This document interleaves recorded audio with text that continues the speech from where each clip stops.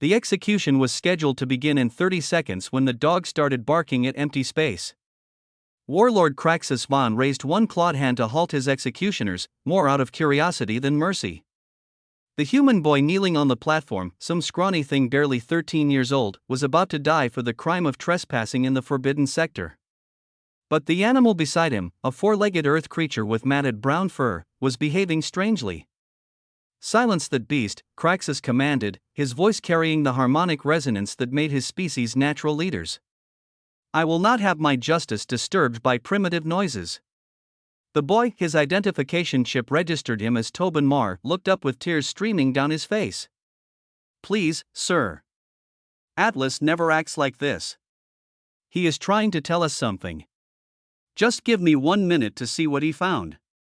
Your animal's behavior is irrelevant to your sentence. You entered the restricted zone. You will die for this violation. The law is absolute. But Atlas can detect things humans and most aliens cannot. He is a detection dog, trained by Earth's military before the colony fell. If he is barking at nothing, it means he senses something dangerous we cannot see." Craxus felt his mandibles click with amusement. The audacity of this child, moments from death, trying to delay the inevitable with absurd claims about his pet's abilities. "You expect me to believe this creature possesses detection capabilities superior to military-grade sensors? The arrogance of your species is astounding. It is not arrogance. It is biology. Dogs evolved as hunters on Earth. They can smell things at parts per trillion. They can detect chemical changes humans miss. Atlas is barking at that spot because something is there." The boy pointed to an apparently empty section of the execution platform, where the animal continued its frantic barking and aggressive posture toward absolutely nothing. "There is nothing there. Sensors detect no anomalies. Your desperation is understandable but pathetic." Craxus gestured to his executioners. "Proceed." The first executioner raised his weapon. The dog's barking reached a fever pitch. And then reality tore open. The space the animal had been barking at split apart like fabric, revealing a shimmering portal that sensors should have detected but somehow had not. Through the opening poured creatures that Craxus recognized from ancient military briefings: phase hunters, interdimensional predators that could move between realities and had been thought extinct for 1,000 years. There were 7 of them. Each one was 3 meters of translucent, writhing horror with too many limbs and mouths that existed in multiple dimensions simultaneously. They moved like liquid nightmares, phasing in and out of normal space, their very presence causing reality distortion that made Craxus's vision blur. "All units defensive formation." Craxus roared, his earlier amusement replaced by cold military calculation. "We are under attack by phase hunters. Establish containment field immediately." His guards responded with trained efficiency, forming a protective circle around their warlord while firing energy weapons at the emerging threats. The weapons passed through the phase hunters harmlessly. The creatures existed partially outside normal spacetime, making conventional attacks useless. One of the creatures lunged at the nearest guard, its multi-dimensional maw opening to reveal geometries that should not exist. The guard screamed once before being pulled halfway out of reality, his body stretching across dimensions that human and Kryn eyes were not meant to perceive. When the phase hunter released him, he simply ceased to exist in a way that was more final than death. Chaos erupted across the platform. Craxus's elite guard, soldiers who had conquered a dozen worlds, fired weapons that passed harmlessly through the phase hunters. Energy weapons, plasma rifles, kinetic rounds, all useless against enemies that could shift between dimensions faster than targeting systems could track. They cannot be harmed in normal space. Craxus roared, his tactical mind racing through options. "Fall back. Establish perimeter at the palace entrance. We must contain." The dog was still barking. But now it was moving. Running directly at the nearest phase hunter with absolutely no sense of self-preservation. "Atlas, no," the boy screamed. But the animal did not stop. It charged directly at the interdimensional horror, and in the moment before inevitable death, something impossible happened. The dog's jaws closed on something that should not have existed in normal space. The phase hunter, which could move between dimensions to avoid any conventional attack, could not phase away from the animal's teeth. The creature shrieked in a frequency that shattered windows and caused 3 of Craxus's soldiers to collapse with bleeding auditory organs. How? Craxus breathed, watching a primitive earth animal somehow biting and holding a creature that existed in multiple dimensions. That is physically impossible. Tobin, the boy who had been seconds from execution, was already moving. He grabbed his dog's collar with one hand and a discarded weapon from a fallen guard with the other. Atlas. Hold. Good boy. The dog released the phase hunter it had somehow managed to bite, an act that should have been impossible given the creature's interdimensional nature, and immediately charged at another one. The animal's teeth sank into something that was and was not entirely in their dimension, and the phase hunter shrieked with a sound that made reality itself vibrate. How is this possible? Craxus demanded, his weapon drawn but uncertain where to aim. The phase hunters moved through dimensions, making them nearly impossible to target. Yet the animal was tracking them perfectly, barking and snapping at positions where sensors showed empty air but where the creatures actually existed across multiple realities. I tried to tell you. Tobin shouted, grabbing a fallen guard's weapon. Atlas can sense things we cannot. He perceives reality differently than we do. To him, these things are not invisible. The boy was firing now, using the dog's reactions to aim at creatures that flickered in and out of normal space. Impossibly, he was hitting them. The phase hunter screamed, a sound that existed across multiple frequencies simultaneously, and several fell back, injured by weapons they should have been able to dodge by shifting dimensions. How is this possible? Craxus demanded, drawing his own weapon and joining the fight. How can that animal track beings that exist partially outside normal space? I told you. Tobin shouted, diving behind cover as a phase hunter lunged at him. Atlas stood his ground, barking and snapping at the creature, somehow able to perceive its position even when it phased out of visible reality. Dogs can detect things we cannot. Atlas can smell them even when they are between dimensions. He is tracking them by scent and probably detecting the electromagnetic disruptions they cause. A phase hunter materialized directly behind one of Craxus's guards and tore him apart before he could react. Another appeared inside the execution platform itself, its claws passing through matter as if it were mist. The entire plaza descended into chaos as more of the creatures phased in from their hidden dimension. How did they infiltrate this facility? Craxus roared, drawing his plasma blade. Where were my sensors? Where were my defenses? They exist partially outside our dimension. Tobin shouted, backing away from the nearest phase hunter while his dog continued barking and snarling at the creatures. Normal sensors cannot detect them fully. But Atlas can smell them. He can sense the dimensional disturbances they create. A phase hunter lunged at one of the executioners. The soldier fired his plasma rifle point blank.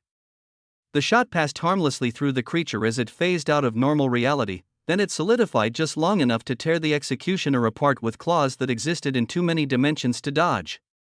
Chaos erupted across the platform. Soldiers fired at the creatures, but most shots passed through them as they shifted between dimensional states. The few hits that landed seemed to enrage rather than injure them. Blood, normal and alien, began to paint the platform in terrifying abstract patterns. Craxus found himself backing toward the command post, his legendary tactical mind struggling with an enemy that defied conventional physics. Phase hunters had been extinct. They had been eradicated a millennium ago precisely because they were nearly impossible to kill with standard weapons. The boy and his dog were somehow still alive, pressed against the execution post. The animal continued barking, but now it was tracking the creature's movements with uncanny accuracy, warning the boy which direction to dodge moments before attacks came. The dog, someone shouted from Craxus's tactical team. The animal is predicting their phase shifts. It can sense them even when they are partially out of dimension. Craxus watched in disbelief as the boy rolled left, guided by his pet's warning, just as a phase hunter's claw tore through the space where he had been. The creature was invisible to sensors during that attack, existing more in another dimension than this one, but the dog had known. Had warned his human companion. This is impossible, Craxus muttered. No biological organism should be able to track dimensional variance without augmentation. His chief tactician, a Veltharian named Praxis Ven, pulled up data on his display. Warlord, I am accessing Earth biological databases. These canines, they have sensory organs far beyond human capability. Olfactory receptors numbering in the hundreds of millions. Hearing range detecting frequencies humans cannot perceive. They can detect chemical changes that indicate diseases, explosives, even emotional states through scent markers. But dimensional phasing? The phase hunters must leave some kind of chemical or energetic signature when they shift. Something our sensors do not register as significant but the animal's biology interprets as threat. Warlord, that creature is providing real-time tactical information about enemy movements that our military equipment cannot match. Craxus made a decision that would have seemed insane minutes ago. Get me to that boy. Now. His personal guard formed a protective wedge and fought through the chaos. Phase hunters were killing his soldiers with terrifying efficiency. Standard weapons were nearly useless. The creatures phased out of reality whenever attacks came, only solidifying to strike. They reached the execution post where Tobin clutched his dog protectively. The animal was still barking, still tracking the creatures with perfect accuracy. Boy! Craxus shouted over the sounds of battle. Your animal! Can it detect when they are fully in this dimension? When they solidify to attack? Tobin looked at him with wide, terrified eyes. Yes. Atlas always knows when they are about to become solid. He can sense it maybe 2 seconds before it happens. 2 seconds. Craxus's tactical mind seized on that information. 2 seconds warning on when they are vulnerable. That is enough. He activated his command channel. All units cease random fire. Conserve ammunition. We have a new targeting protocol. I am uploading real-time tactical data based on the animal's warnings. Sir, we cannot base military operations on a pet's barking. You can and you will.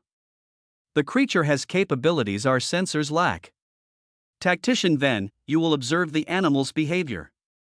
When it displays attack warning posture, you will have exactly 2 seconds to identify which phase hunter is about to solidify. All nearby units will concentrate fire on that target during its vulnerable window. This is madness. This is adaptation. Execute the order. What followed was the strangest battle Craxus had ever commanded. His forces, trained in advanced warfare across multiple species and technology levels, were taking tactical cues from a dog. An actual, biological, primitive Earth animal was directing their fire patterns. But it worked. Atlas would fixate on a specific phase hunter, his bark would change pitch, and Tactician Ven would identify the target. 2 seconds later, the creature would solidify to attack, and concentrated fire would hit it during that brief vulnerability window. The first phase hunter took 3 such volleys before its transdimensional biology failed and it collapsed into permanent solidity and death. Confirmed kill, someone shouted. The protocol works. Maintain formation. Protect that animal at all costs. If the dog dies, we lose our only tactical advantage. The battle became a strange dance. Phase hunters attacked in their reality-shifting patterns. Atlas tracked them with his enhanced senses, warning when each one was about to become vulnerable. Craxus's forces focused their fire based on a dog's barking pattern. 5 more phase hunters fell. The last one, perhaps realizing the tactical situation had shifted, attempted to retreat through its dimensional portal. But Atlas was tracking it, barking at the portal's location, and Craxus's forces poured fire into that space. The portal collapsed with the creature half through it, killing it in a way that was probably extremely unpleasant. Silence fell across the platform. Smoke rose from dozens of impact points. 17 soldiers were dead. 30 more were wounded. But somehow, impossibly, they had survived an encounter with phase hunters thanks to a boy and his dog.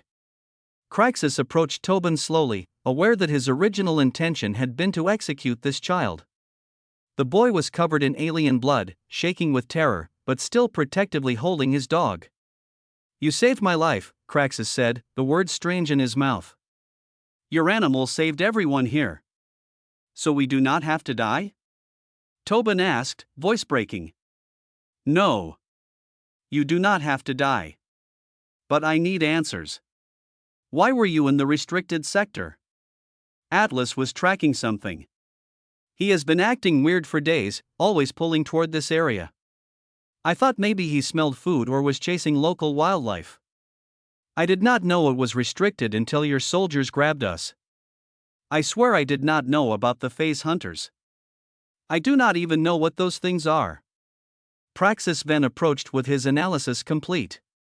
Warlord, the restricted sector, we established it 3 months ago due to unusual energy readings. Readings are equipment dismissed as background dimensional variance. We assumed it was natural phenomenon. But if phase hunters were preparing an incursion, building a stable portal, they would have created exactly those signatures. And our sensors missed it. Our sensors categorized it as non-threatening. But the dog knew better. The animal has been detecting an interdimensional threat for days and trying to warn his human. We should all be dead. If the boy had not trespassed. If we had not delayed the execution. If the phase hunters had completed their portal and launched a surprise attack from inside our defensive perimeter. Craxus felt something cold settle in his chest. How many phase hunters could have come through a completed portal? Hundreds. Possibly thousands. They hunt in massive packs when they find vulnerable populations. Warlord, that boy and his animal stumbled onto an extinction-level threat and accidentally gave us warning time we should never have had. Craxus looked at Tobin with new understanding. You said Atlas is a military detection dog. Trained by Earth forces before your colony fell. Yes, sir. He was in the K-9 unit. When the colony was evacuated during the Kryn invasion 3 years ago, his handler died. I found him in an abandoned barracks. He was starving. I was alone. My parents did not make it off-world. We kept each other alive. A military working dog and an orphan boy, both surviving through mutual support. Craxus felt his mandibles click, but this time not with amusement. With respect. I have commanded forces across 17 systems. I have conquered worlds. I have access to the most advanced military technology in known space. And I was outsmarted by a dog. Atlas is special, Tobin said defensively. He saved my life 100 times on the streets. He can find food, detect dangerous people, sense when buildings are unsafe. He is not just a pet. He is my family. He is also apparently the most effective phase hunter detection system in existence. Craxus made a decision. I am commissioning both of you into my service. Effective immediately. You will be assigned quarters, provided resources, and given official positions. We are joining your army? You are joining my personal tactical division. Your animal has capabilities my technology cannot match. That makes him invaluable. And you are the only person he trusts and obeys. That makes you equally invaluable. Tobin looked stunned. We went from being executed to being recruited in 30 minutes. You went from being lawbreakers to being the beings who saved this entire station from extermination. Context matters. Also, I would be a fool to kill the only biological phase hunter detector in the galaxy. Craxus paused. Though I must ask, why did you name him Atlas?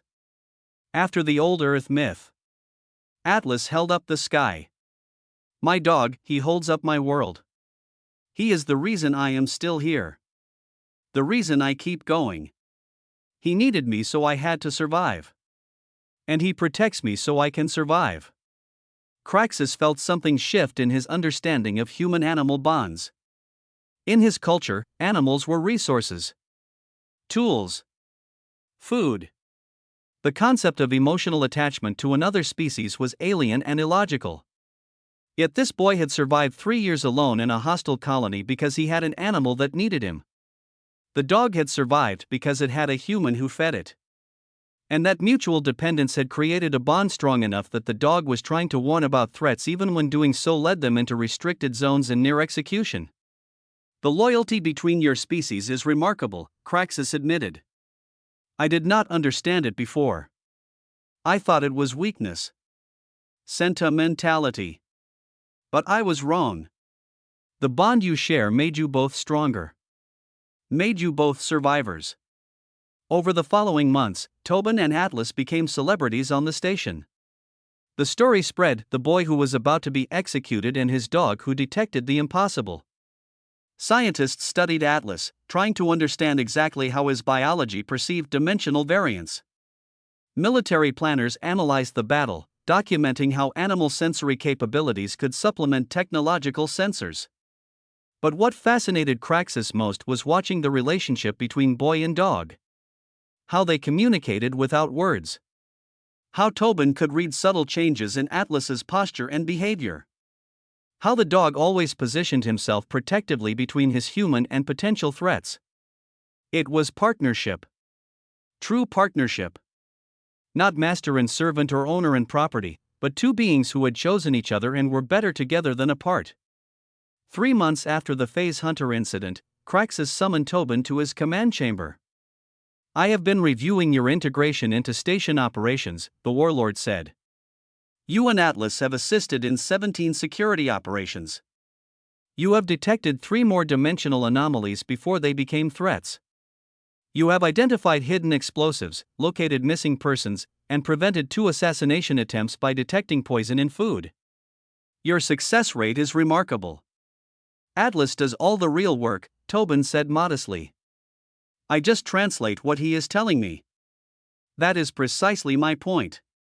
Your species has a saying, the whole is greater than the sum of its parts. You and that animal exemplify it. Separately, you are a child and a dog. Together, you are the most effective detection unit I have ever witnessed. Craxus pulled up tactical displays. I am expanding the program. I want to recruit more detection dogs.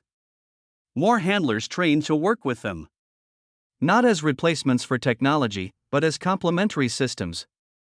What your animal can detect, our sensors miss. What our sensors detect, he may miss. But combined, we become far more effective. You want to build an entire unit based on dogs? I want to acknowledge that my species' arrogance nearly killed us. We assumed our technology was superior to biology. We assumed advancement meant replacing organic capabilities with mechanical ones. We were wrong. Your Earth animals evolved capabilities that our technology still cannot replicate. That is not primitive. That is specialized. And specialized capabilities have value. Tobin smiled. So you are saying Atlas is not just a good boy. He is a strategically important good boy. Craxus's mandibles clicked with what might have been humor. Correct. Though you will need to explain this good boy concept. It does not translate well. It means he is the best. He is loyal and brave and smart, and he tries so hard to help. That is what makes a good boy. Then by that definition, your species also has many good boys. You humans are loyal, often stupidly so. You are brave, often recklessly so. You are clever, often frustratingly so.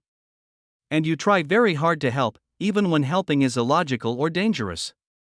Craxus looked at the boy seriously. When I was about to execute you, I thought you were just another primitive from a primitive world. I have learned differently. So have I, Tobin said quietly. When your soldiers grabbed us, I thought you were just another warlord who kills anything that inconveniences him. But you listened. You adapted. You let Atlas prove his worth. That took wisdom. It took fear. I was losing that battle and I knew it. Your animal gave me hope. That is what dogs do best. They give us hope when we need it most. They remind us we are not alone. That someone depends on us, so we have to keep going. Atlas saved my life 100 times just by existing. Just by needing me to feed him and protect him. He gave me a reason to survive when I had no reasons left. Craxus understood. In his culture, survival was about strength and conquest. But in human culture, survival was about connection and mutual support. Not weaker. Just different. And different, he was learning, was often valuable. 5 years after the Phase Hunter incident, Tobin stood before a Galactic Council assembly with Atlas at his side.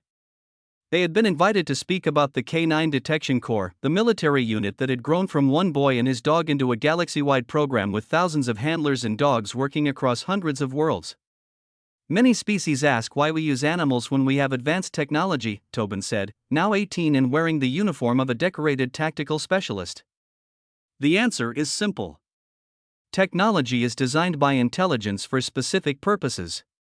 But biology evolves through trillions of iterations across millions of years. Sometimes evolution creates capabilities that intelligence cannot predict or replicate. He gestured to Atlas, now an old dog with gray in his muzzle but still alert and protective. This dog evolved from pack hunters on a death world. His ancestors needed to detect prey, avoid predators, communicate with packmates, and survive in hostile environments. Millions of years of brutal selection pressure created sensory and cognitive abilities that served those needs. Abilities we are still discovering and learning to utilize. A counselor from a species that had historically dismissed biological solutions raised an appendage. But surely technology can match or exceed any biological capability given sufficient development. Perhaps, Tobin agreed. But development takes time and resources. Atlas was already developed. Evolution already invested millions of years of testing and refinement. His sensory capabilities already existed. We just had to recognize their value and learn to interpret his warnings. That is faster and cheaper than trying to build sensors that can detect dimensional variance at parts per trillion concentrations of exotic particles. You are advocating for primitivism. I am advocating for wisdom. Wisdom means using all available resources. Biological and technological. Traditional and innovative. Sometimes the best solution is not the newest solution. Sometimes it is the solution that evolution already spent millions of years perfecting. The council debated for hours. But in the end, they approved expanded funding for the K9 Detection Corps and similar programs across species boundaries. Some civilizations already had working animal partnerships, they just had not militarized or formalized them. Now they would. After the session, Craxus approached Tobin. The Warlord was older now, more scarred, but no less formidable. You have done well, he said simply. That day on the execution platform, I could not have imagined you here. Speaking to the Galactic Council. Commanding respect from species that dismiss most humans as primitive. That day on the platform, I could not have imagined surviving, Tobin replied. Let alone thriving. But Atlas knew something was wrong. He tried to warn us. And you listened. That saved everything. I almost did not listen. I almost executed you for the crime of trespassing. I came within seconds of killing the only being who could have detected the phase hunters in time. But you did not. You paused. You questioned. You adapted. That is what separated you from most warlords. You were willing to change your mind when evidence contradicted your assumptions. Craxus's mandibles clicked. A costly lesson. 17 of my soldiers died teaching me that arrogance can be fatal. That dismissing others because they seem primitive or weak is strategic failure. That underestimating a boy and his dog can lead to catastrophe. You learned. That is what matters. And because you learned, thousands of others lived. That is worth remembering. They stood together, the Warlord and the boy who had grown into a man, watching Atlas sniff the air with professional thoroughness. The old dog was still working, still alert, still protecting his human. How much longer will he live? Craxus asked. Maybe 2 years. Maybe less. Earth dogs do not live long by galactic standards. It is one of their greatest tragedies, we bond with them knowing we will lose them far too soon. Why do it then? Why form attachments you know will break? Tobin knelt and stroked Atlas's head. The dog leaned into the touch, tail wagging. Because the time we have is worth the pain of losing them. Because they teach us things we cannot learn any other way. Because they give us loyalty and love without condition or compromise. Because they are good boys. All of them. Even when their bodies fail. Even when their time runs out. They are always good boys. I am beginning to understand this concept. Good. Because it is one of the most important things humans know. We are not the strongest species. We are not the smartest. We are not the most advanced. But we learn to form bonds with other species. To see value in things others dismissed. To build partnerships that made us all stronger together. That is humanity's real gift to the galaxy. Atlas barked once, a sharp warning sound. Both Tobin and Craxus tensed immediately, years of partnership and training snapping into action. What does he detect? Craxus asked. Unknown threat. Distant but approaching. Scent pattern suggests mechanical contamination, possibly a malfunctioning power core nearby. Tobin activated his scanner. Confirmed. There is an unstable reactor 3 levels down. Beginning evacuation protocols. Within minutes, the area was cleared. The reactor was contained before breach. Another disaster averted because a dog smelled something sensors missed. Every time, Craxus said in wonder. Every single time, that animal detects things we overlook. That is why we work together. That is why partnership matters. We do not have his nose. He does not have our technology. But combined, we are better than either of us alone. It was a simple truth. But it had taken a warlord being humbled and a boy being threatened with death to discover it. Sometimes the greatest wisdom comes from the unlikeliest sources. Sometimes the greatest power comes from the humblest partnerships. Sometimes the impossible is accomplished by those everyone underestimated. A warlord learned respect from a boy. A galaxy learned humility from a dog. And everyone learned that dismissing others because they seem weak or primitive is the greatest weakness of all. That lesson, taught by Atlas and Tobin, would echo across the stars for generations. Because sometimes the most important question is not who is strongest, but who is willing to learn from everyone. And the answer, delivered by one very good boy and the human who trusted him, was, those who survive. If you enjoyed the story, like the video and subscribe for more. Thank you.